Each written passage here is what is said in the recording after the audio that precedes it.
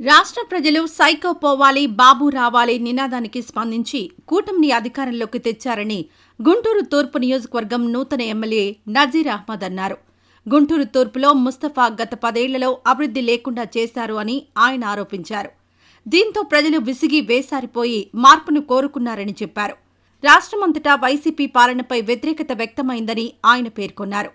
కొంతమంది అధికారులు ప్రస్తుతం ఉన్న విధుల నుండి రిలీవ్ చేయమని కోరుకుంటున్నారు అని ఆయన చెప్పారు.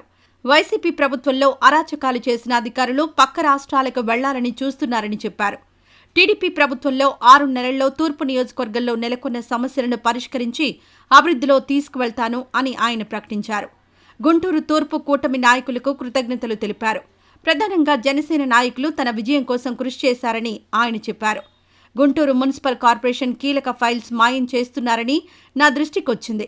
ఫైల్స్ కదిలించడానికి వీల్లేదని ఆయన డిమాండ్ చేశారు. చంద్రబాబు నాయుడు గారి ఆశీస్సులుంటే తనకు మంత్రి పదవి రావచ్చని నజీర్ ఆశాభావం వ్యక్తం చేశారు. ఈ వీడియో నచ్చితే లైక్ చేయండి, షేర్ చేయండి.